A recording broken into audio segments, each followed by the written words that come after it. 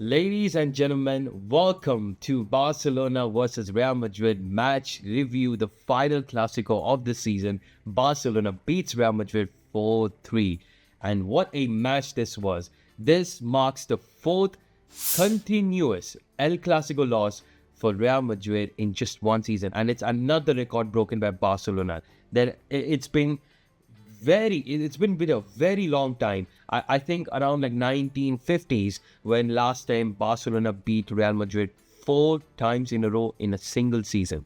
And I mean, this team is just amazing. The team is amazing, we all know that. But when we talk about the match, the package was total when it comes to the result, obviously, when it comes to the performances, and when we also talk about controversies. And you know what? I wanted to talk about the controversies early on, but we cannot jump on such a negative note, right? Because we won the match. We should celebrate that this match is potentially going to give us La Liga, and also the fact that we could end our season in a domestic treble. What a successful first season it is going to be for Hansi Flick.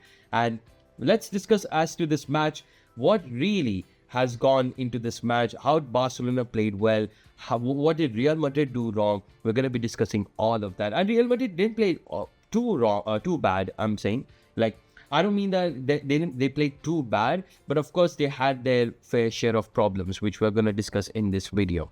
And then, for sure, I'm going to be covering about the controversies part, so better stay tuned until the end of this video. But let's start off with the starting 11 of the both teams. So let's start off with Barcelona starting 11, talking about Szczesny in goal, our backline Gerard Martin, Inigo Martinez, Cubarsí and Eric Garcia. Our pivot two, Pedri de Jong, our front three, Rafinha, Olmo, Lamine, and our striker was Ferran Torres. And first of all, when looking at this lineup, that guy right there, Eric Garcia, was such a bold pick to me, because we know Vinicius Jr. is on the left-hand side.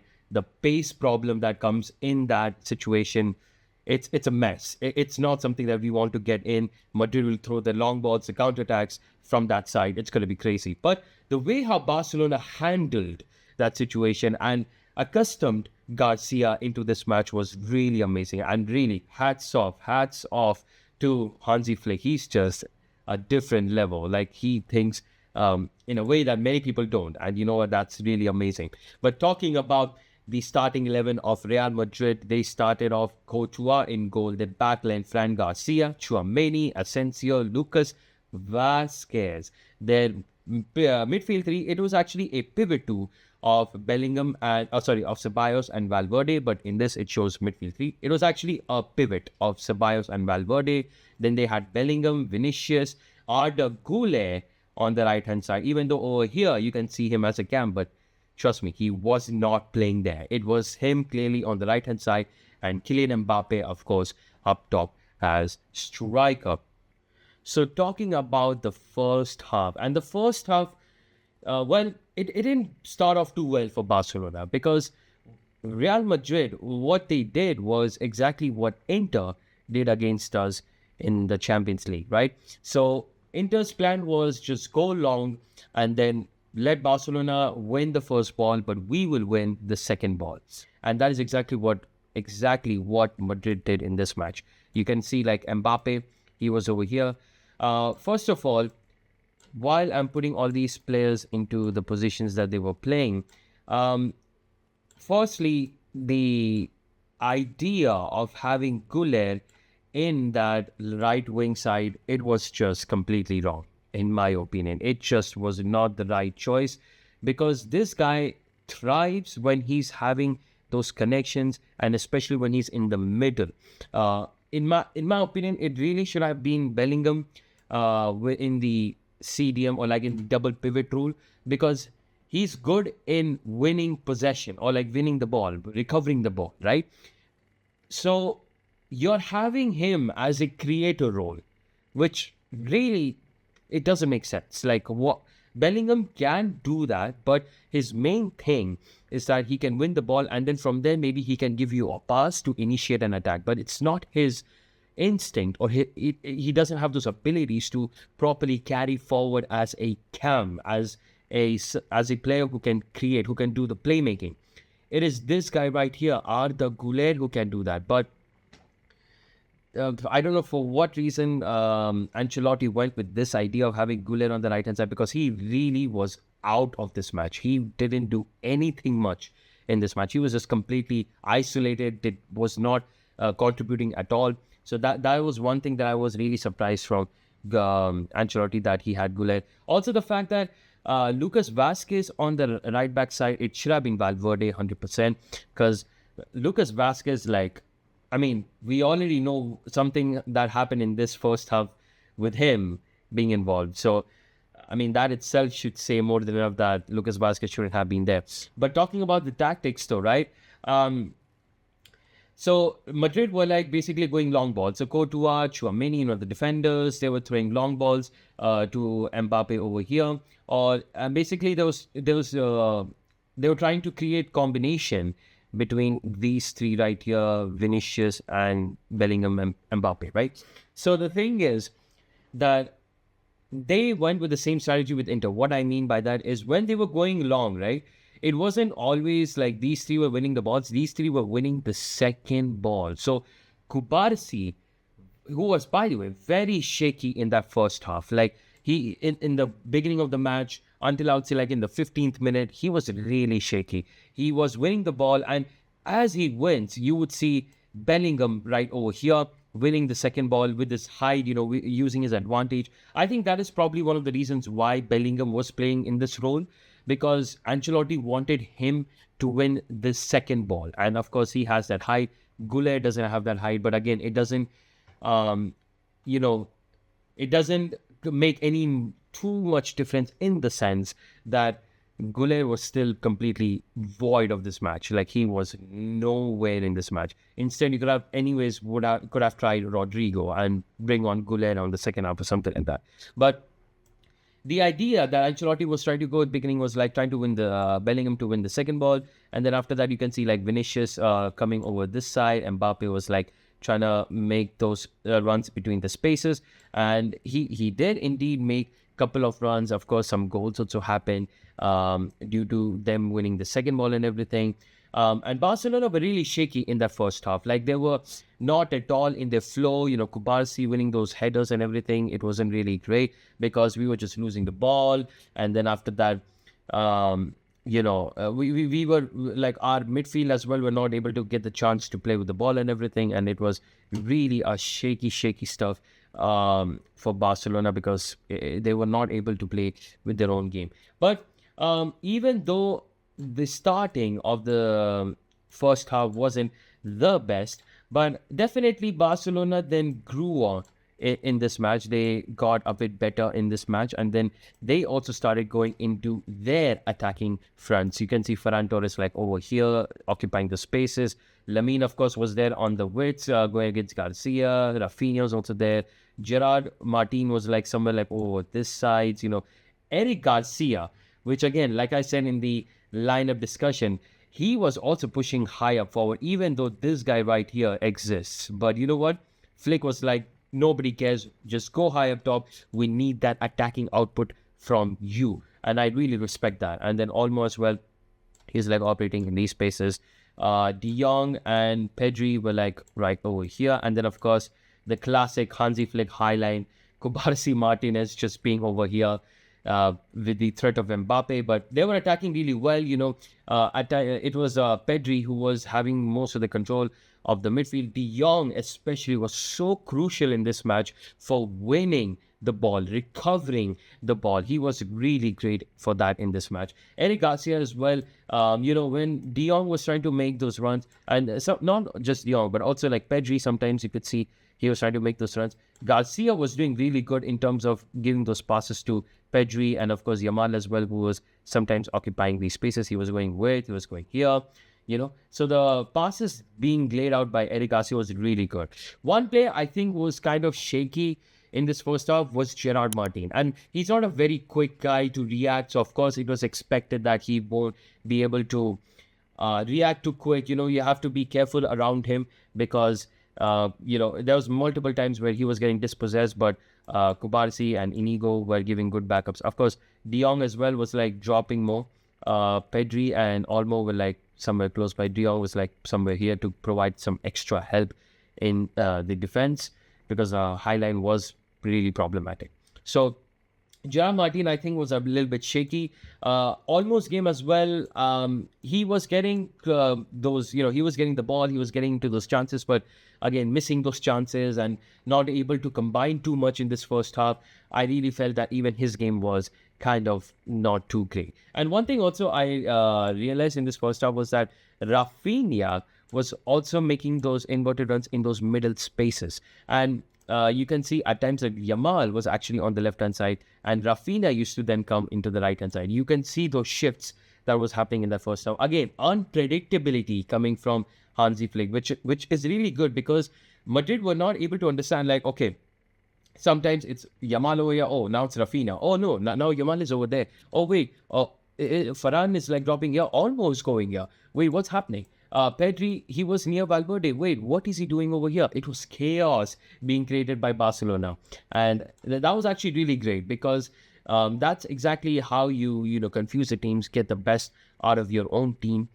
So I really like that from Barcelona. Of course, the start was not the best, but I think after like 15th minute or something like that, they got a bit more composed. And then after that, they started playing their own game, keeping the ball and pressing in the best way, cutting the passing lanes and just winning the ball and then keeping the ball. And along that, just create chances and everything. And that's exactly how first half went for this match, Barca versus Madrid. Now, let's talk about the goals that happened in that first half. And there were a lot. There were 6 goals scored in this first half itself. And the first goal was scored by Real Madrid. As you can see, there was actually a long ball given by Mbappe. A lot of people were talking about the fact that they should have been offside, but it really wasn't, because what happened in the next was it wasn't Mbappe who received the ball. It was actually Kubarsi who received the ball.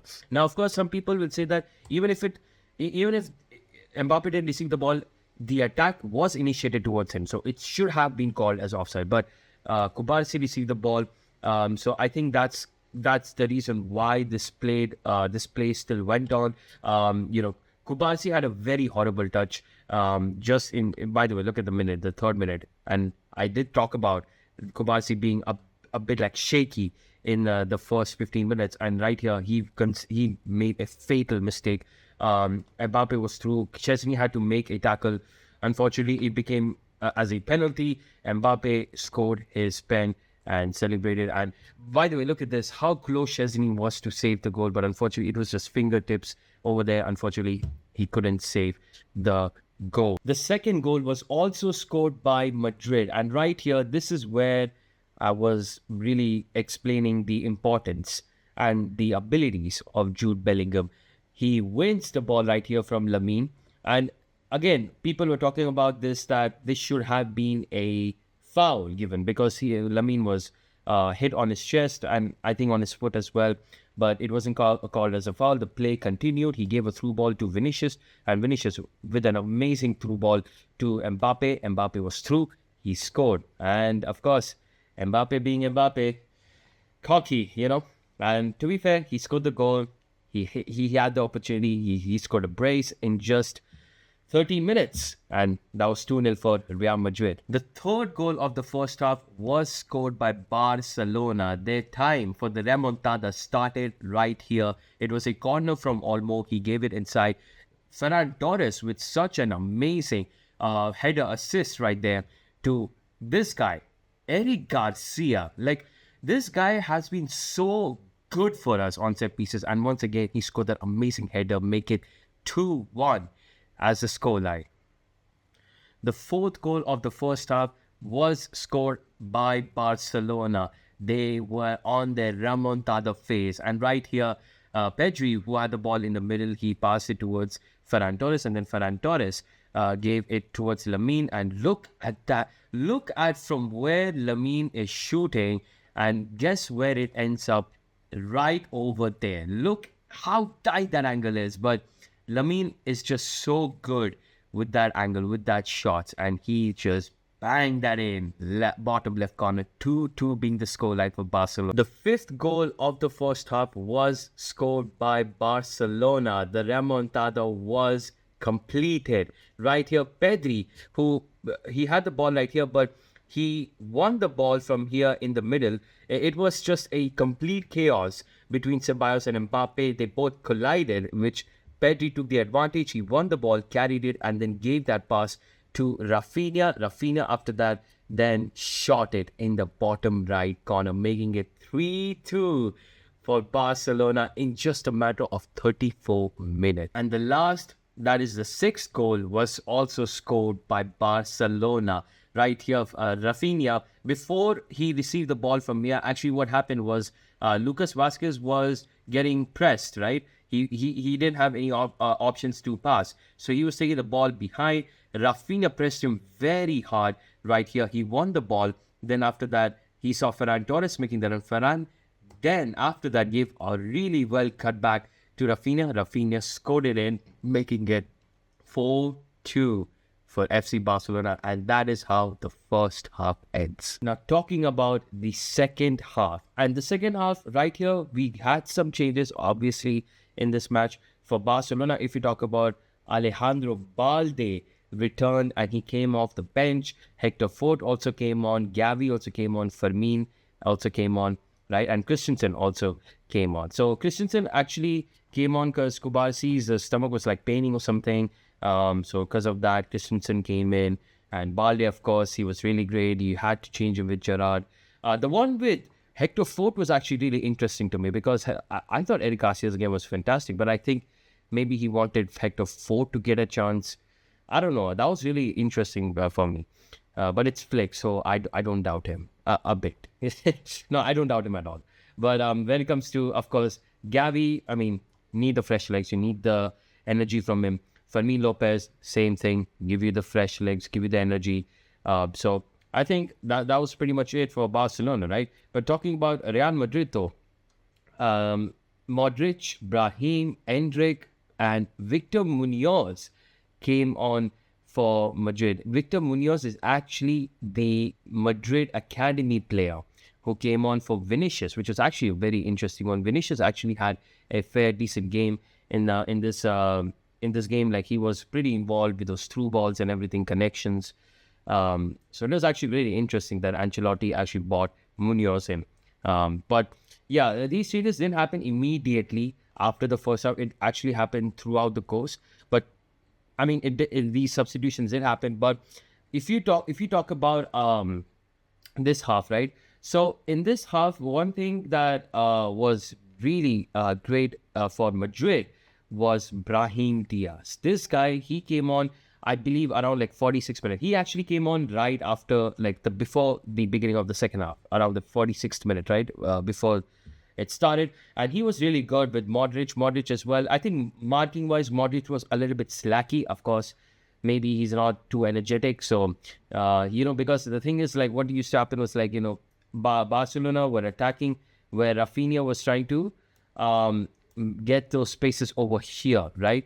And Gavi was not exactly over here, like he was like somewhere here. Fermin was going on the widths, Yamal as well, and De Jong and Pedri were here, right? Gavi actually came on very late in the game. It was actually, more of the time, it was actually Dani Olmo who was playing in this position.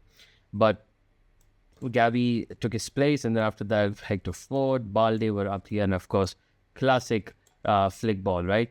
Going just highlight. So instead of Gavi, you can also consider Dani Olmo over here.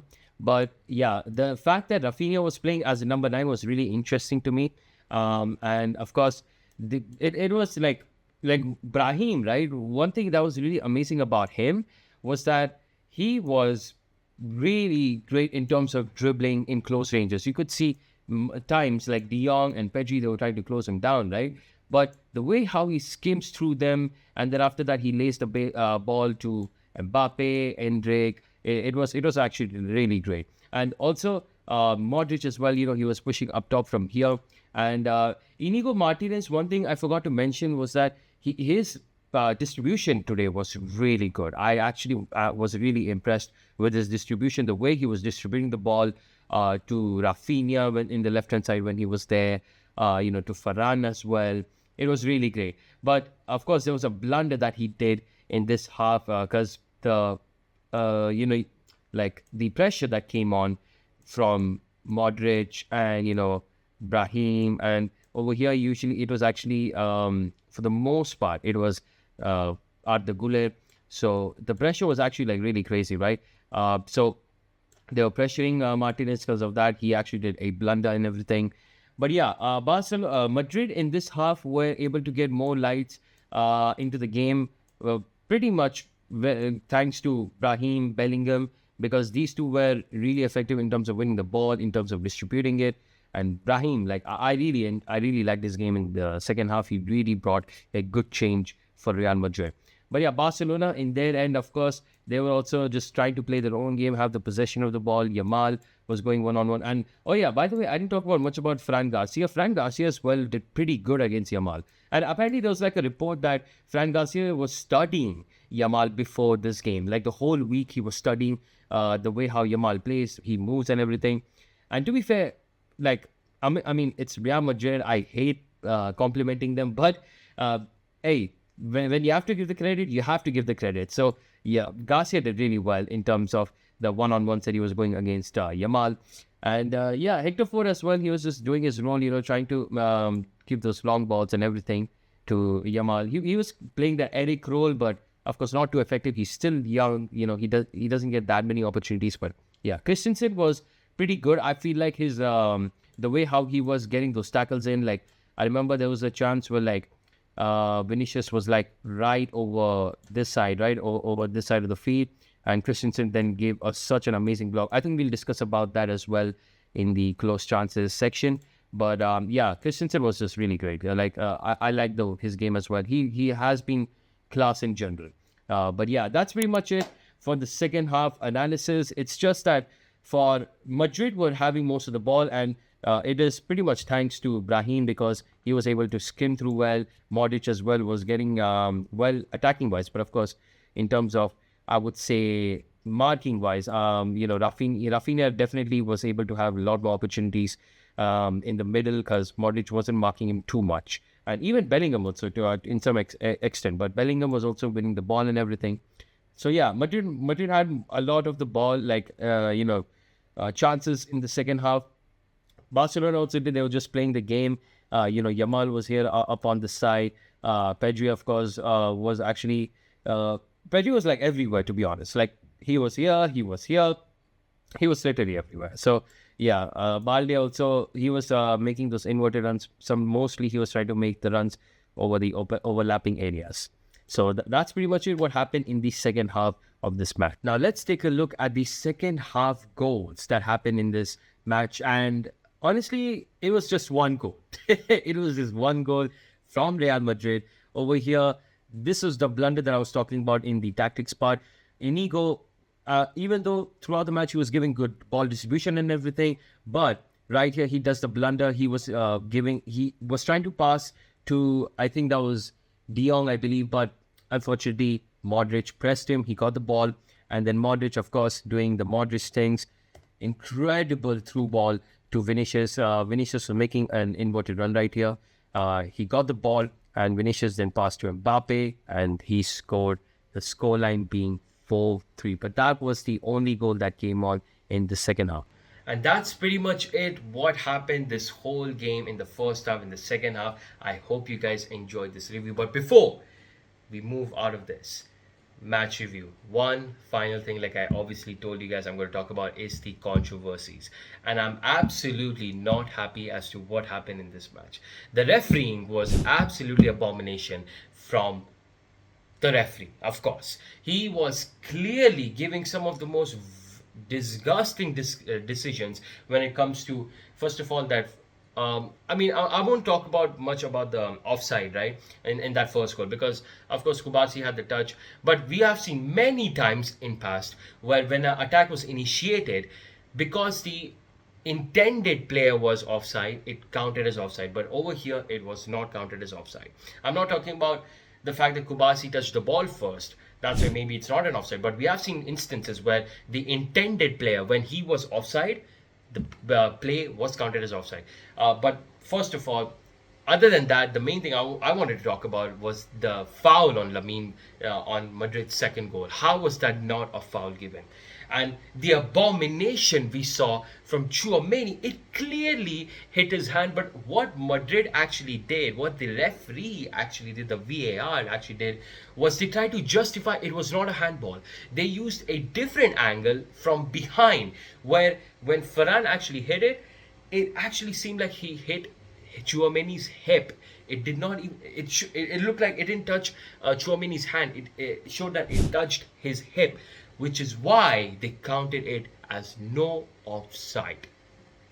I mean, not a penalty. Sorry, I mean not a penalty. But that was an abomination. And the last one, of course, the second last one from Fermin, he did so well throughout. It's just that I mean, the ball, yes, it did go up, it did hit his hand, but it's uncontrollable. Like he was trying to move his body. Of course, his hand will be on the air. Like he's not going to move his body like this. Like what are we talking about? But of course, they count that as handball. So of course that chance wasn't counted. But the refereeing was just such a while. I never ever want to ever hear from any Madrista that Barcelona pay referees. I don't want to hear that any time in my life. And even if I hear, well, I got the biggest proof for y'all. Watch this match, and watch this match before you guys spew that Barcelona pay referees. Because this one right here just, oh wow. And by the way, I opened up Twitter. You know what I see in Twitter? Madrid fans not acknowledging anything that happened in this match, but they're trying to talk or change the point of view. They're putting on the point that in Barcelona's second goal, De Jong actually had a handball. Now the thing is, the hand happened over here, over this side for De Jong, right? It is the shoulder. Okay, fine. If shoulder is counted, then this should be a penalty. The goal that Fermin scored should have been a goal. It shouldn't have been a handball. The one of Chouameni should be a penalty. Why wasn't it a penalty? Why? Why wasn't it? I don't know. And what about the red card that Chouameni had in that first half when Ferran Torres went through? Chouameni threw him down. But you know what? It wasn't a red card. It was a yellow card. Chouameni was the last man. He dropped him down. I never ever want to see any sensible Madrid fan to ever talk about this. It's to all the sensible Madrid fans. If I see you guys again talking about Barcelona paying referees, you guys are just, yeah. You guys, you know what? I don't even want to say much. But that's really the end for me for this match review. Thank you so much for watching this video. Really happy with the result, though. Of course, so much shit happened in this match, but you know what, we're happy with the result. Next week we have to win against Espanyol to seal the La Liga trophy. Thank you so much for watching. I'll see you guys next time. Peace. Forza Barca.